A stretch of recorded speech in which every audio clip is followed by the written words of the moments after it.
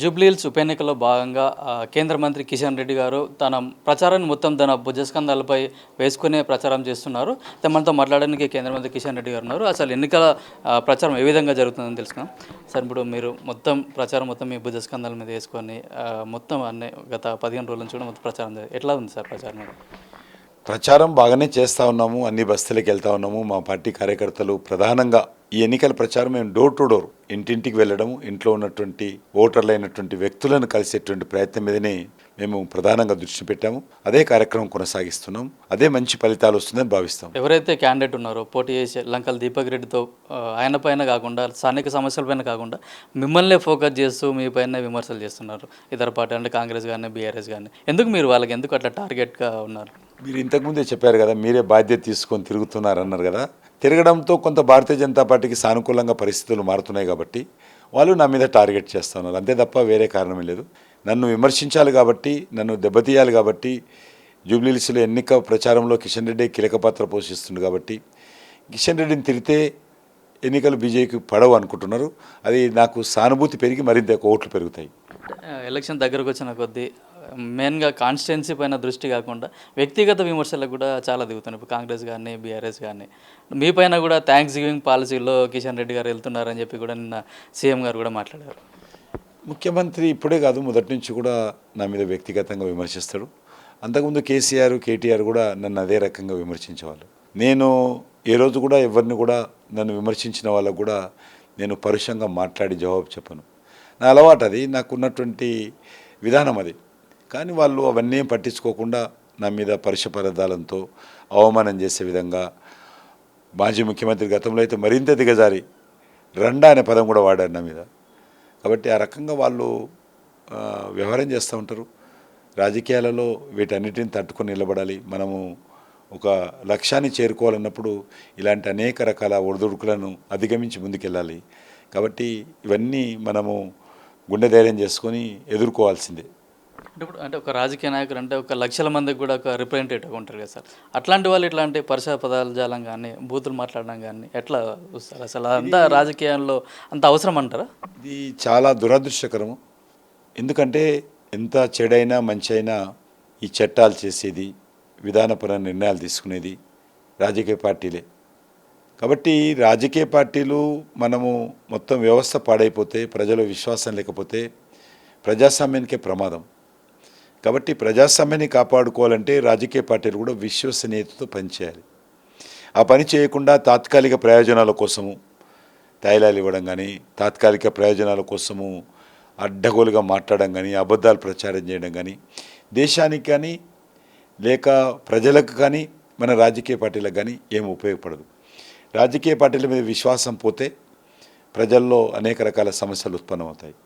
కాబట్టి రాజకీయ పార్టీలు కూడా బాధ్యతగా వ్యవహరిస్తూ, సంయమనంతో వ్యవహరిస్తూ, అందరినీ ప్రజలను సంఘటితం చేస్తూ ప్రజా సమస్యల మీద పోరాటాలు చేయాలి తప్ప రాజకీయాలంటే అసహించుకున్నందుకు విధంగా వ్యవహరించకూడదు. ఈరోజు తెలంగాణలో ఆ రకంగా జరుగుతూ ఉంది. నిన్న రేవంత్ రెడ్డి గారు కూడా మోడీ పైన కూడా కొన్ని వ్యాఖ్యలు చేశారు. మోడీ కూడా టోపీ పెట్టుకున్న ఫోటో నా దగ్గర ఉంది, నేను పెట్టుకుంటే తప్పేంది, ఒకవేళ మీరు ఓడిపోతే హిందువులు బీజేపీని వెలివేసినట్టేనా అని కూడా వ్యాఖ్యలు చేశారు. మోడీ గారు ఎప్పుడు కూడా టోపీ పెట్టుకోలేదు. పెట్టుకోవడం వీళ్ళ ఇష్టం వ్యక్తిగతంగా. కానీ ఒక వర్గాన్ని మభ్యపెట్టడం కోసం, ఓట్ల కోసం టోపీ పెట్టుకోవడం అనేటువంటిది దురదృష్టకరం. నువ్వు టోపీ పెట్టుకో, లేకపోతే హిందూ అయితే ఇంకో రకంగా ఉండు, బొట్టు పెట్టుకో, తప్పేం లేదు. కానీ ఇంకోరి మీద టోపీ పెట్టడం, మీరు ప్రజల మీద టోపీ పెట్టొద్దనే నా కోరిక. ఇప్పుడు మాగంటి గోపీనాథ్ గారు చనిపోతేనే ఇప్పుడు ఎలక్షన్స్ వచ్చాయి. అతని మరణం పైన కూడా కొన్ని ఆరోపణలు వస్తున్నాయి. బండి సంజయ్ గారు కూడా ఆరోపణలు చేశారు. అయితే బీజేపీ వాళ్ళు కంప్లైంట్ ఇస్తే మేము విచారణ చేస్తామంటున్నారు. ఎందుకు డైరెక్ట్గా కాంగ్రెస్ వాళ్ళే విచారణ చేయించచ్చు కదా? మేము కంప్లైంట్ ఇవ్వాలి అనుకోలేదు. కానీ అలా తల్లిగారు మాట్లాడిన తర్వాత బండి సంజయ్ గారు స్పందించాల్సి వచ్చింది. లేకపోతే మేము ఆ విషయంలో ఇన్వాల్వ్ కాలేదు. మాగంటి గోపీనాథ్ గారు తల్లిగారు మాట్లాడి నాకు అనుమానాలు ఉన్నాయి నా కొడుకు మరణం మీద, కాబట్టి ఆ విషయాల మీద ఆవేదన వ్యక్తం చేయడంతో బండి సంజయ్ గారు మాట్లాడాల్సి వచ్చింది. పంపకాల తేడా వచ్చింది రేవంత్ రెడ్డి కేటీఆర్ అని మాట్లాడుతున్నారు కదా సార్.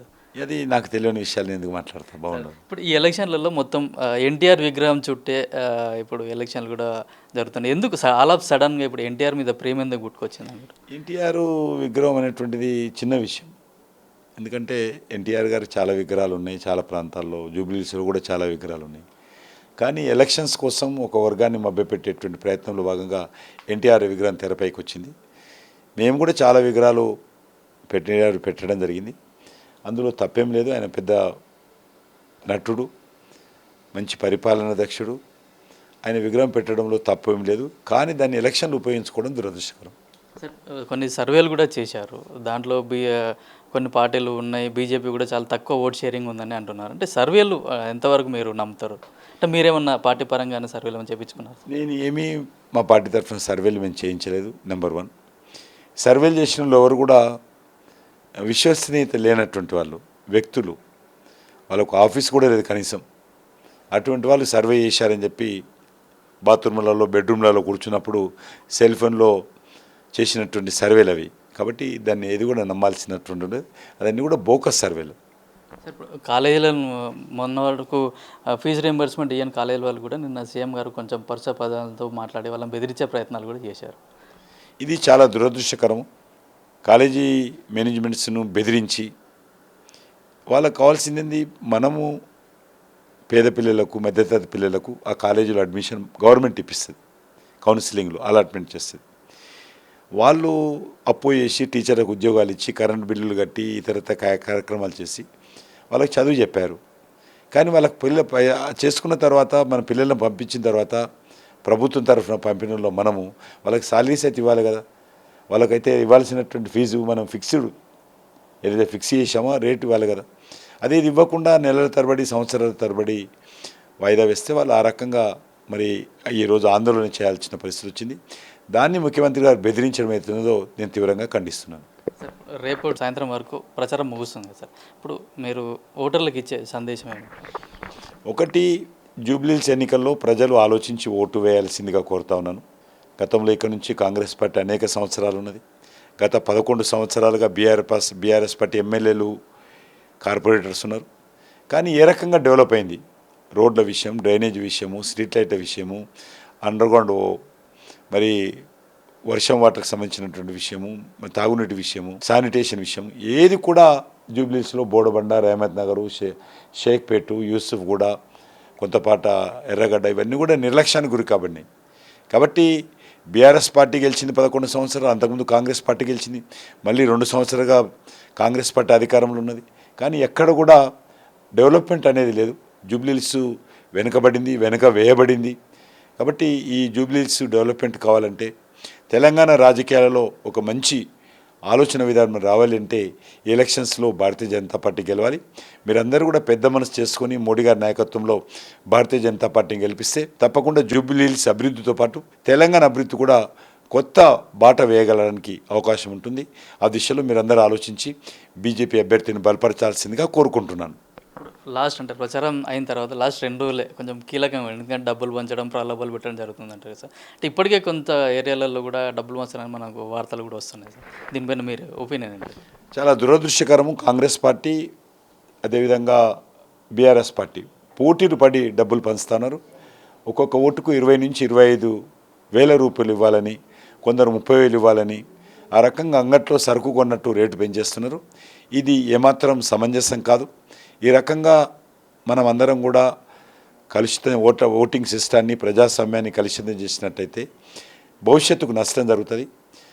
జూబ్లీహిల్స్ ప్రజలు అంగట్లో సరుకు కాదు, అంగట్లో ఉన్నటువంటి సరుకులాగా ఆత్మవిశ్వాసాన్ని దెబ్బతీసే విధంగా మేము ఓట్లు కొనుగోలు చేసి ఎన్నికల్లో గెలుస్తామనుకుంటే రానున్న రోజుల్లో ప్రజాస్వామ్య వ్యవస్థకి ప్రమాదం. నేను ఈ సందర్భంగా జూబ్లీహిల్స్ ప్రజలను కోరేది ఒకటే, మరి దీనిపైన తిరుగుబాటు చేయాలి. ఈ 2 పార్టీల వైఫల్యాన్ని నిలదీయాల్సిందిగా కోరుతా ఉన్నాను. జూబ్లీహిల్స్ ఎన్నికల్లో బీజేపీ అభ్యర్థిని గెలిపించాలని గతంలో 3 సార్లు ఎమ్మెల్యేగా ఉండి ఇప్పుడు 2 సంవత్సరాలు కూడా అధికారంలో కాంగ్రెస్ పార్టీ కూడా బీజేపీ జూబ్లీహిల్స్ని మొత్తం నిర్లక్ష్యం చేసింది, ఎక్కడ అభివృద్ధి జరగలేదని చెప్పి కూడా కిషన్ రెడ్డి గారు చెప్తున్నారు. అట్లాగే ఇప్పుడున్న పరిస్థితులలో జూబ్లీహిల్స్ ఓటర్లు ఆలోచించి ఓటు వేయాలి, బీజేపీ అభ్యర్థిని కనుక గెలిపిస్తే మేము జూబ్లీహిల్స్ని కూడా అభివృద్ధి చేసి చూపిస్తామని చెప్పేసి కూడా కేంద్ర మంత్రి కిషన్ రెడ్డి చెప్తున్నారు. కెమెరామెన్ కిరణ్తో కిరణ్ కుమార్, పల్లవి టీవీ, బీజేపీ ఆఫీస్, నాంపల్లి.